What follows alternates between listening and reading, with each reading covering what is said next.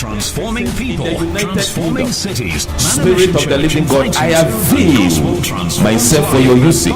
Just as you flow through our Lord Jesus, so do I pray that flow through me and let many be alive, come alive for your name's sake, and be used mightily wherever they are to transform life and transform cities. In Jesus' name, amen. Give the Lord a big clap of him. We continue our series, Who Has Believed My Report? Who has believed my report? The prophet Isaiah said, who has believed what we preach, and to whom has the hand of the Lord be revealed to? Today, I want to pick from the book of Mark. I want to journey with me as we journey through the scriptures. We want to see what the Lord wants to tell us. So, from the book of Mark chapter 1, verse 21 to 28, we will see that there was a man who was taken over. Mark chapter 1 is Luke 4, 31 to 37, but Mark chapter 1, verse 21 to 28. The man who was taken over by demons, yet he goes to synagogue. Hallelujah. A man who was taken over by demonic spirit, yet he goes to synagogue. If he were today, we would say somebody who was taken over by demons, evil spirit, yes, they go to church.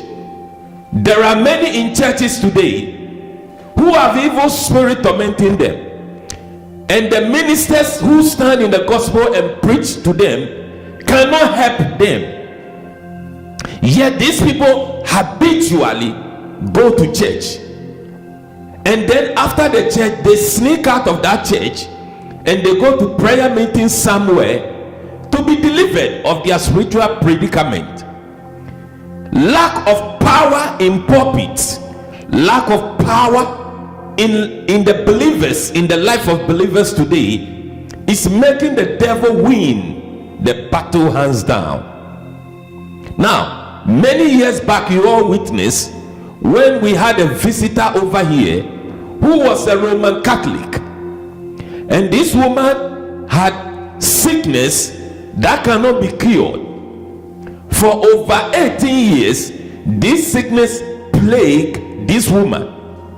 She has been to all kinds of hospitals in this country, and they could not diagnose. They know the woman is ill, the woman is sick, yet they could not diagnose. And this woman went to her parish priest in Eastham, and the priest said, I cannot help you. Can you imagine? You have a problem. Doctor said they cannot help, and your priest also said, I cannot help you.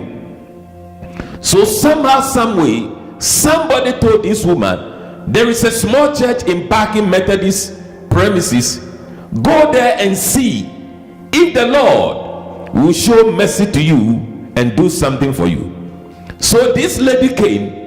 He came for the first day. The Holy Spirit did not prompt our spirit to pray for her. Then the second time she came here, just before the service will close, the Spirit of the living God moved me to pray for this woman. All those who were here, you witnessed what happened. This woman was delivered from this demonic spirit, and at the same time the sickness left.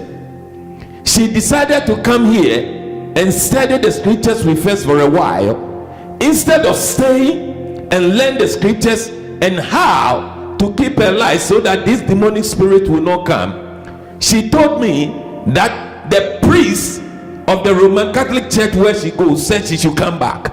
If she has been delivered, she should come back. So she left and went back there, and within no time the sickness came back again. This time it came more mightily than before, and she rang me again and said, man of God, the last time I came, I remember you prayed for me, but you didn't give me total deliverance. The sickness has come back again. Can I come back? I said, stay there. Don't come here. We don't want to see you over here. Stay with your parish priest and let him do something. Hallelujah. There are many who are treating the house of God like GP. When they are ill, they go to church. When something is after them, they go to church. They have a place, they will say, this is my church. But when demonic things and evil spirits are tormenting them, they find some pastors, charismatic and Pentecostal pastors along the road, and then when they go there and they are delivered, they say bye-bye, and then they run up to the place where there is no power. Then when the problem come again, they go back there. Who are you deceiving? Beloved, who has believed our report? We are facing an unseen powers.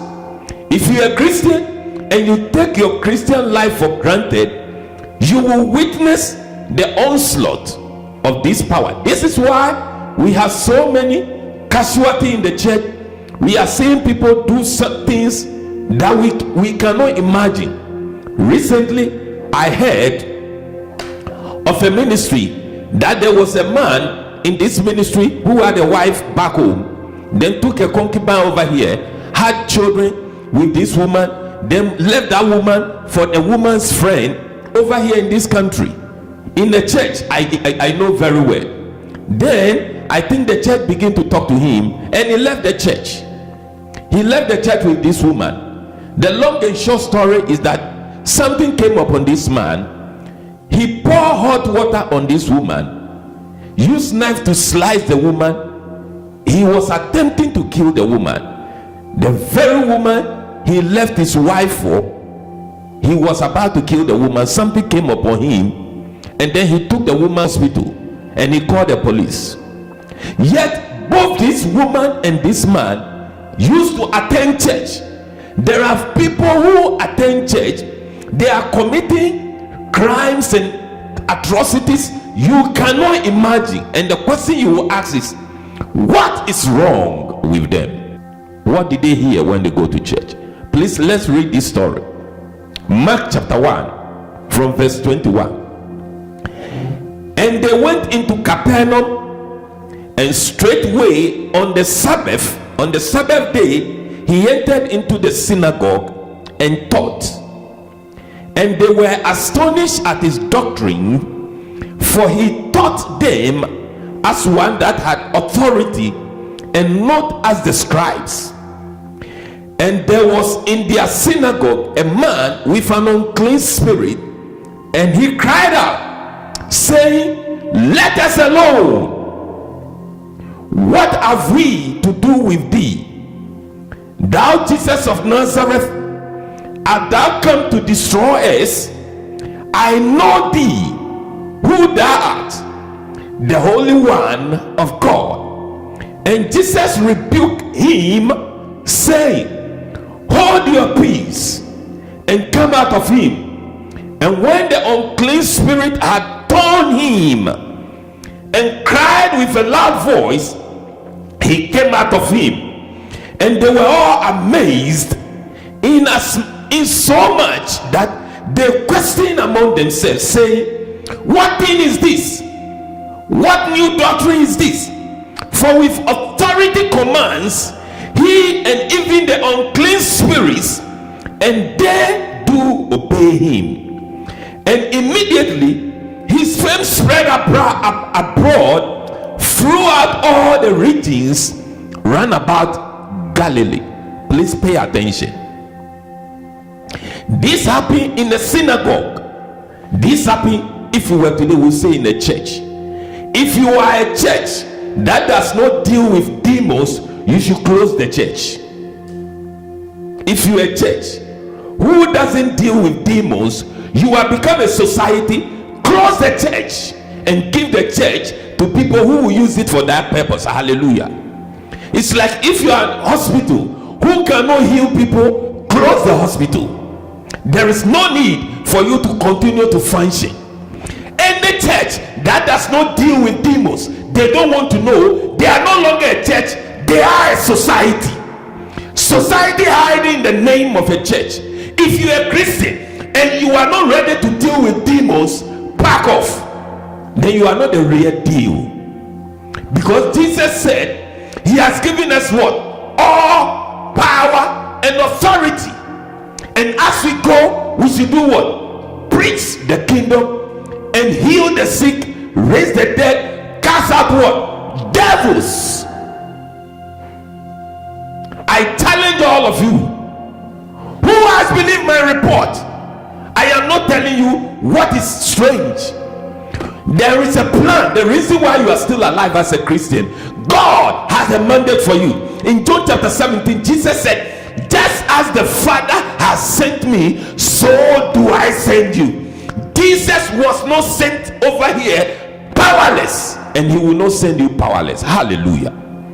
He said, just say after me, as the Father sent me, as the Father sent me, so do I send you. So do I send you. Was Jesus sent here powerless? Tell me somebody. Was Jesus sent to the earth powerless?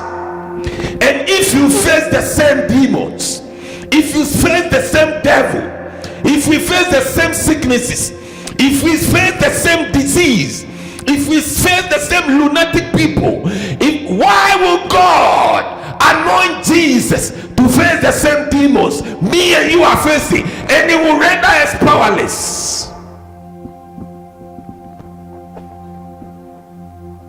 As the Father sent you, sent me, so do I send you. Do you know that you are a sent one? Some people have taken the name apostle. Apostle means a sent one, somebody who have been sent. You are an apostle. God is counting on you, not an organization, not a church. God is depending upon you. Jesus never failed the Father, and so do we not. We should not fail heaven. The Bible says this man comes to synagogue.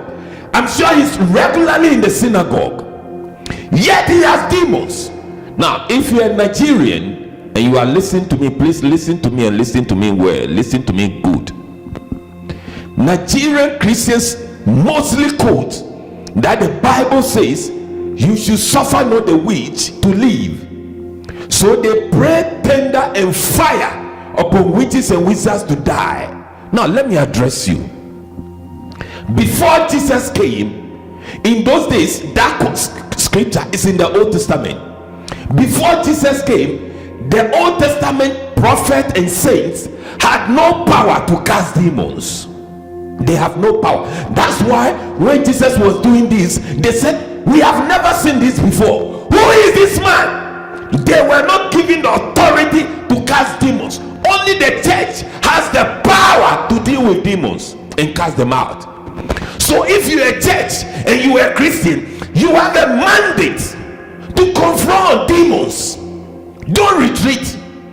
No retreat, no surrender. Don't surrender. Take your life serious. If we keep our mouth shut, if we are not functioning, we are empowering the devil. The absence of light is what? Is darkness. If you don't show up in people's life, if you don't get up, and instead of focusing on the mission of God, on the purpose of God for your life, if you don't get up and line yourself with a man of God or a woman of God who is working the work of God, and stand with the person and work the work of God, there is something fundamentally wrong. Now, who gave us this scripture? Who gave us this scripture we are reading? Mark. Who is Mark? His surname is Mark, his first name is John. So sometimes people confuse John Mark with the John, the writer of the gospel. They are not the same. Mark, his full name is John Mark. Now, his mother is called Mary. We don't know so much about his father.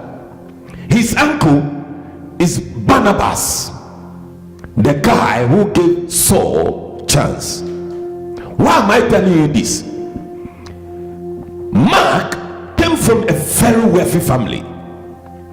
They are very wealthy. They are very rich, especially the mother. We don't know what business they do, and we don't know whether he's the only child or not.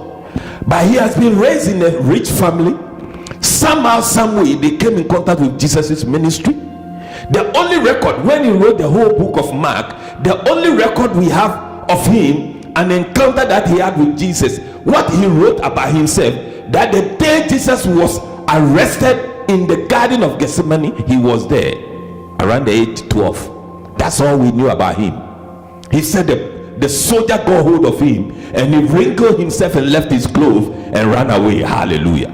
That's the only thing. But I'm sure if he was in Gethsemane with Jesus, it means they have followed the ministry of Jesus all this while. So I'm sure because of his age, he might not be at all Jesus's campaign. Please, I know what I'm saying. Listen to me. God is a God of